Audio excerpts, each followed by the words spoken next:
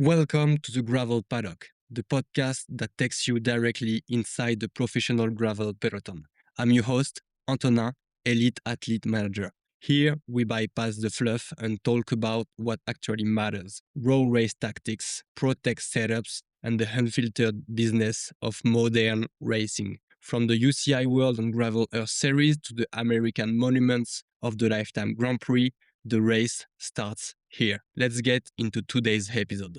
Welcome to the episode 4 of the Gravel Paddock. Today we are bringing it back to pure unfiltered racing. We are looking at the Belgian cyclocross school, the transition to brutal 5-hour efforts, and doing a raw tactical debrief of the last weekend race at the hills. My guest today is a young Belgian powerhouse riding for GVA Gold Gravel Team, Julian Siemons. Julian, welcome to the Gravel Paddock. Thanks a lot. Yeah. And for the listeners who don't know your profile yet, could you give us your background and you come from cyclocross, and how does racing in the winter mud maybe shape your bike handling and racing mindset for the modern gravel? Okay. Yeah. Pretty cool. Thanks for the intro. So now I'm 26 years old. As you said, I started cyclocross when I was 7. So that's a long time ago. And from then on, it was like just whole winters doing cyclocross, and then in summer doing some road races to prepare. And I did that for 15 years, maybe even more. And then suddenly gravel came into the circuit, and it became like more popular. And I always felt a bit in cyclocross that I was less explosive than the other guys, so I could manage my efforts a bit longer. But then the race was over because it was always 1 hour maximum, and in the juniors it was like 40 minutes. So that's a bit of that's why I shifted to gravel actually. And then I became like let's say a gravel, not a pro, but still supported by BMC. I'm in Velocio at that point. I think it's 2023 when I joined that team. And it was like, everything was covered. So it was quite easy to travel. If you need to pay it yourself, it's quite expensive. And that's why I really started doing like full gravel seasons. And I was thinking like, maybe I should cut a bit of the cyclocross and do more gravel in the future. And so, now we're here and still doing the gravel scene, still doing the races.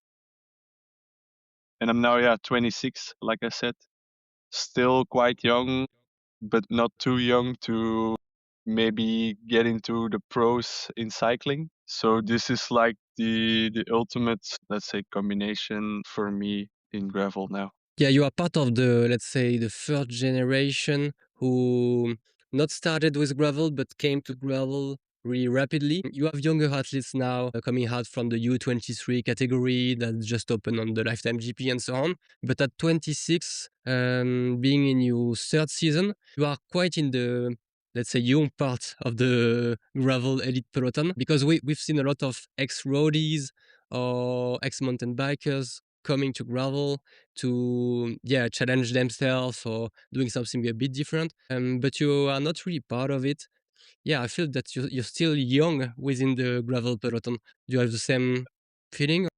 Yeah, I still think I'm quite young. If I look at the other guys, they are like above 30. Like most of the good guys, if you look at top 10, they are most of the time older than me. But if I look back 3 years ago when it all started, with like a whole different race tactics. I remember in Sweden, we stopped with the front group just for someone who needed to pee. So that's like a whole different race. Yeah, it cannot happen again. No. Now.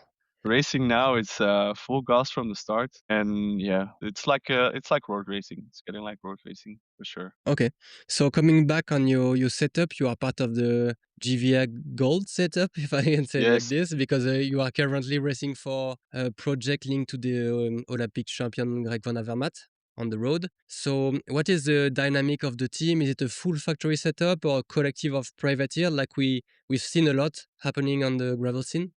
Yeah, I think we are not privateers at the moment. It's like Greg is like head of the team, and he supports us with his sponsors at the moment. For example, Basso Cyclowax. We have Pirelli tires. So yeah, it's a bit of Greg's sponsors that will provide us products and bikes at the moment. We are now with 5. We also have Jelle van Damme. He was a former soccer player. And then 2 other young guys, Lucas Mazalewski and Mauro Verwild. And I think now, last year we were with 3, and now with 5, it's a lot nicer to race with 5 in the team. And yeah, we can divide our program a bit. I can go to Germany. The other guys can go to Finland, and we can do some things together for sure.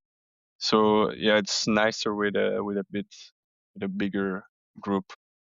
And when you are riding on the same race together, do you feel that you can do something as a team to manage some tempo on the race? Or because we are talking now a lot about gravel teams, which are becoming a thing, but on the races we have hard time to see those teams working to manage to do something together. So what is your feeling about this? Yeah, that's actually a good question. Let's say in Santa Val in the beginning of the year, I saw the specialized guys really working together, but that's like just one big One stage of the one first race. stage and like three elite racers that are a bit above of the rest physically. So yeah, let's say in the hills it wasn't possible to race like a team. It's difficult. The race is so hard that you need to keep up with each other on the climbs, and then when it's flat you can do something.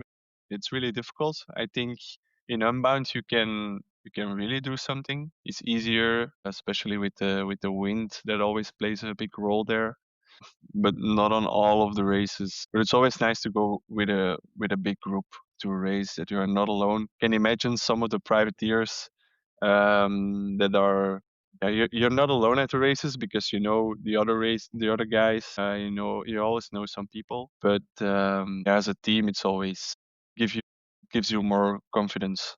Let's Yeah, say. you have the team dynamic and the team spirit, which elevate everybody on the starting line and make you push a bit more. Yeah, in the morning you're not alone when it's an early race, an early morning. Then you have breakfast with 5 now, and you chill a bit. So yeah, that's always nice. Okay, let's go on with the race debrief of the hills now. So you had kind of a good race Yeah. the past weekend.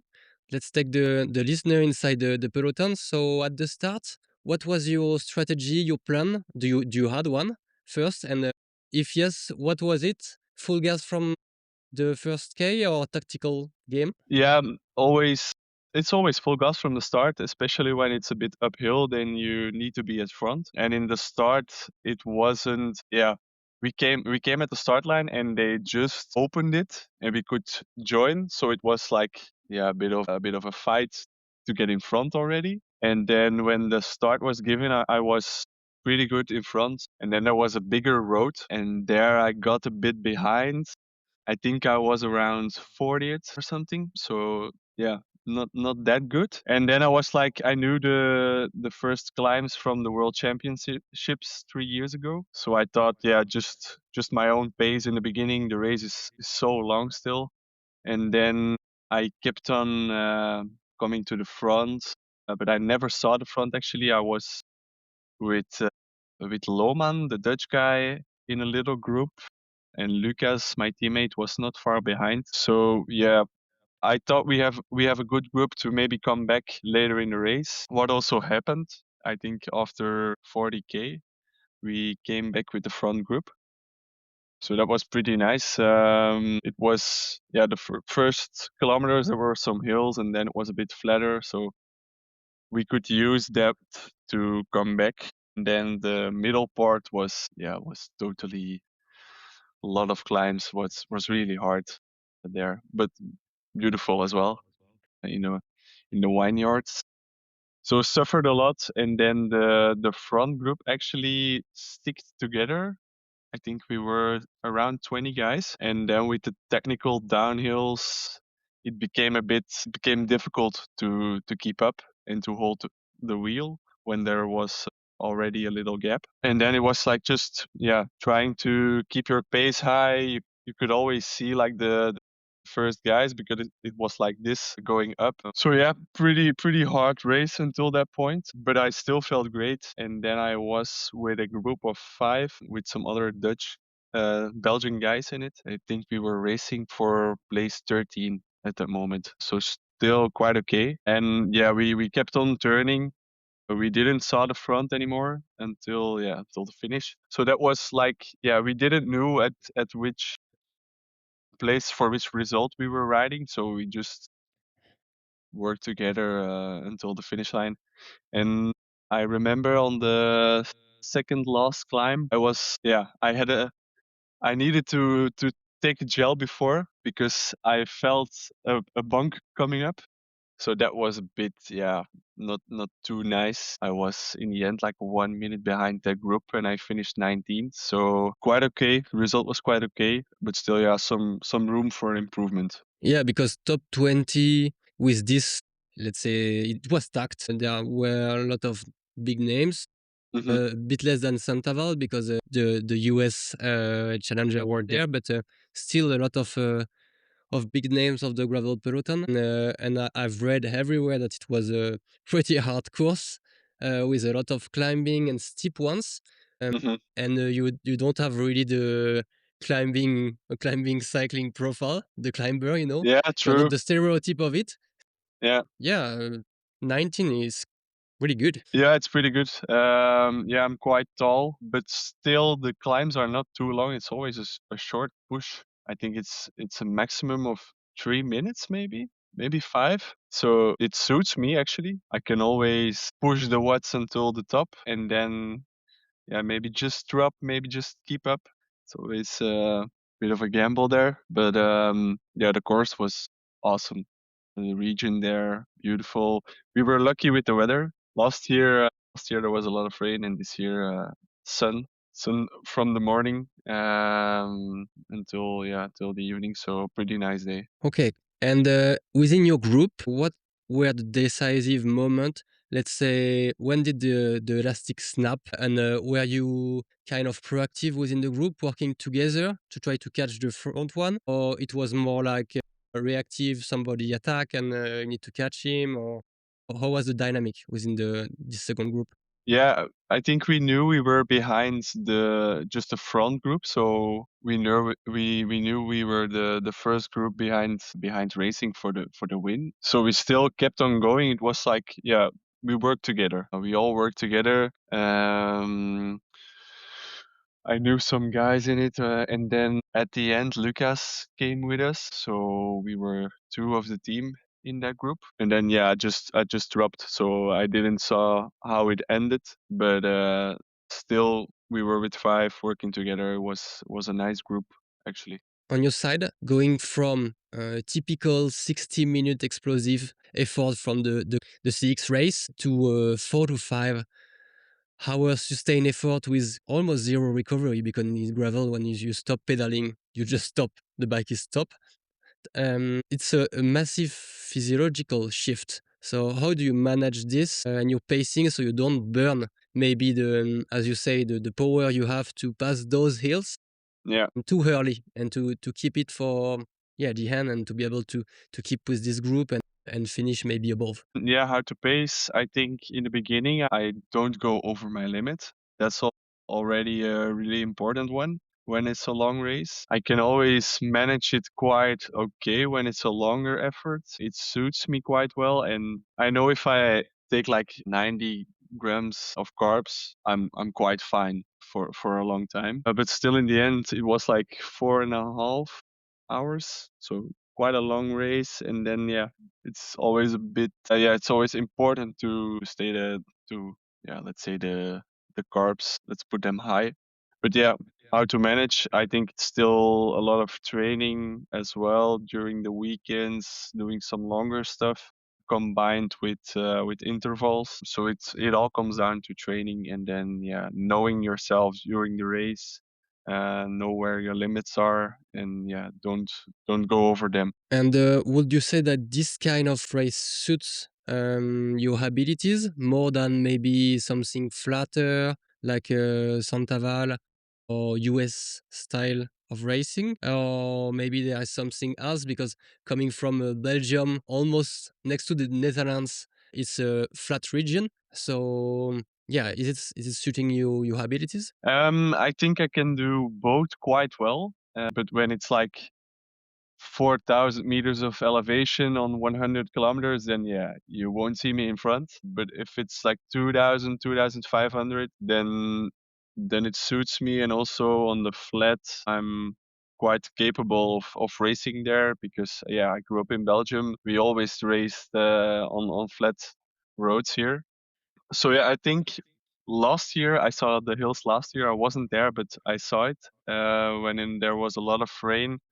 Think on those days you can make a bigger gap with your technical skills. So I think that will suit me more. But still, think the yeah I'm doing good at flat races and also a bit of the hilly courses. So it's a bit of both. Yeah, so you have a polyvalent profile, which is really good for gravel because the courses are really different from region to region and also from lifetime GP to graveler series and also to UCI gravel.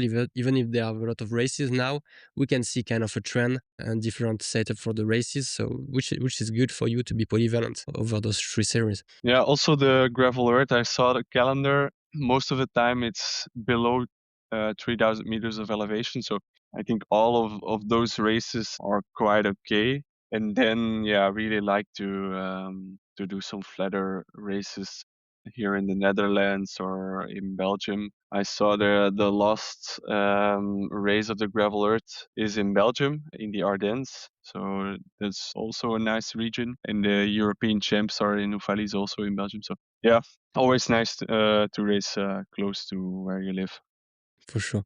And do you have in your head maybe a number, a crazy number of the hardest part of the race, or an average speed, or something to give the listener a reality check of what gravel elite racing is right now, because it's evolving fast and you guys are pushing a lot of watts and are going Yeah. really fast, even on a technical terrain. So yeah, could you give us one number which would illustrate this maybe? You mean in the hills? I think we had like 28 kilometers an hour average. So yeah, that's not too high, the number itself, but I think it was like 2,500 meters of elevation on 125k. And And yeah, if I look at my watts, I think my normalized power was 351. And I averaged like 292. So there's a big gap because it was going up and down. and technical section also. I've seen some video when you have a single track, but it's not flat. You have some rocks, so it was kind of technical. And during some parts, you were not able to pedal, I think. Yeah, true.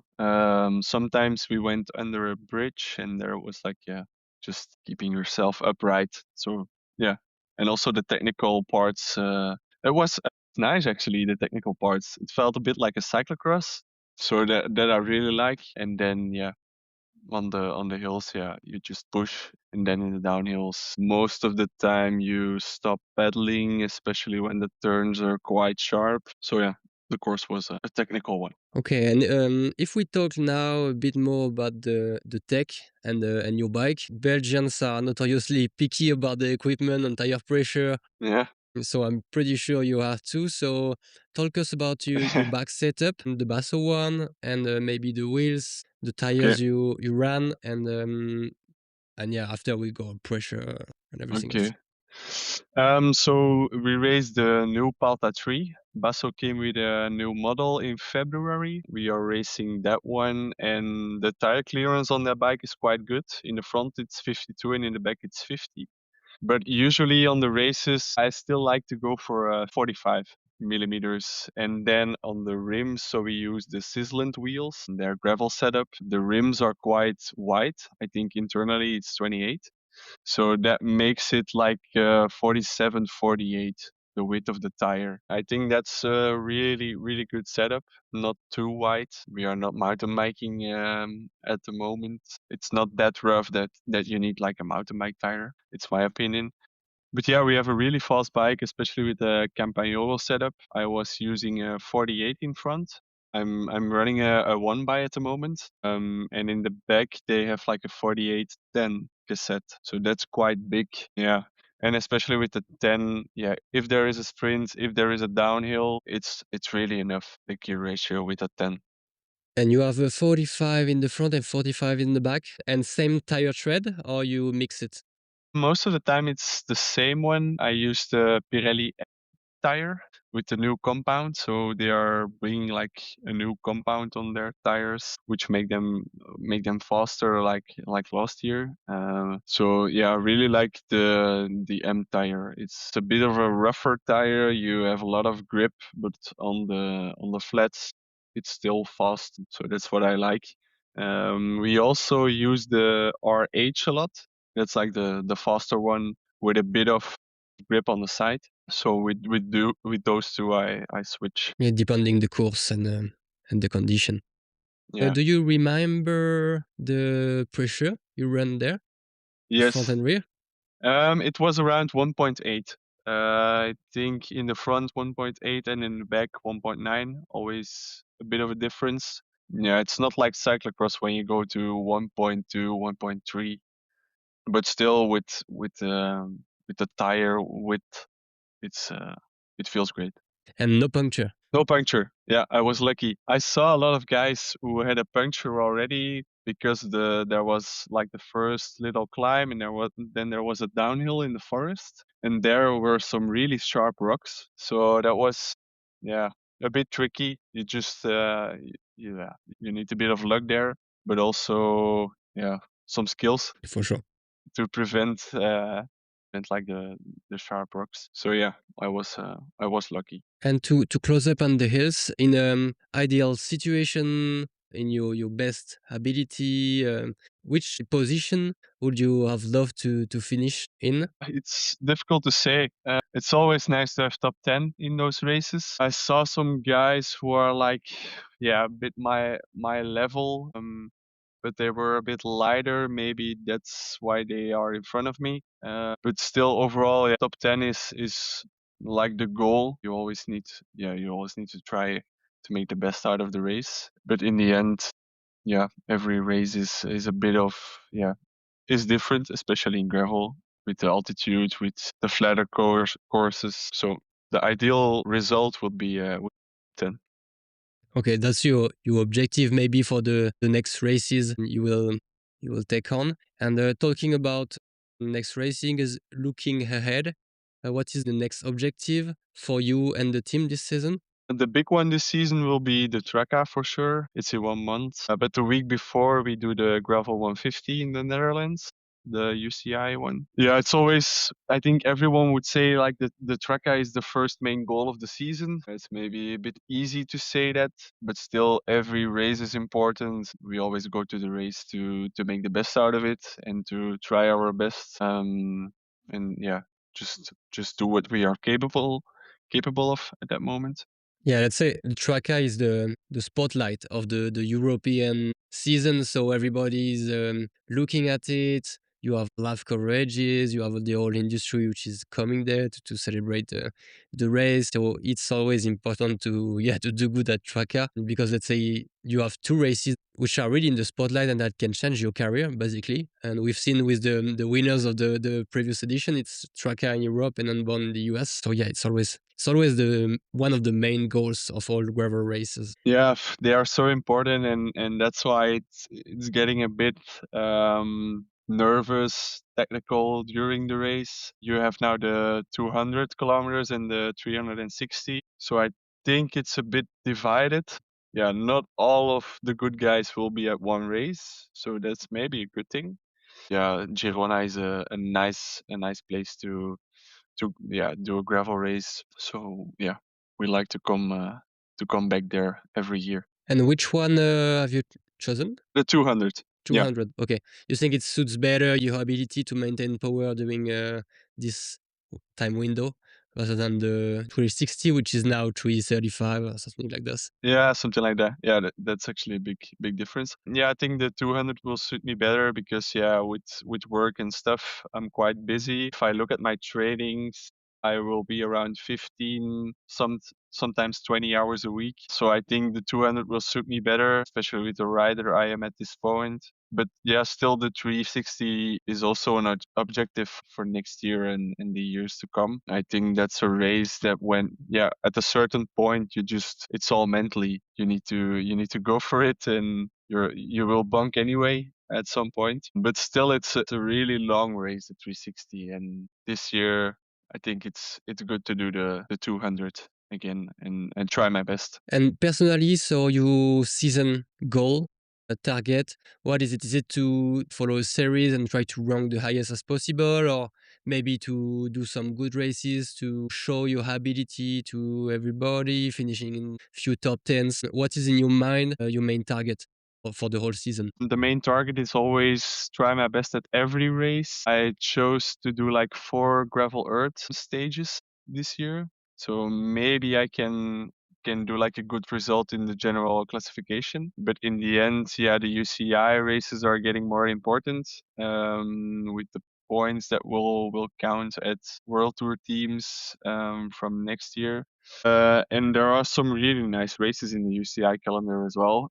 So there it's quite important, especially with the Gravel 150 coming up in 3 weeks. I really like that race. That's a good opportunity for me to get a top 10 there. And the European champs in Ufalis, there's also a big goal this year. I won't go to the world champs in Australia this year. So yeah, we just tried to find some other ways to show ourselves and to make the best out of the season. Okay, and are you planning to race some lifetime GP races, or you focus more on the Central Europe races? This year, yeah, I really focus on the Central Europe races at the moment. Last year we did Unbound. That was really nice experience, but still, yeah, it's a bit of a hype.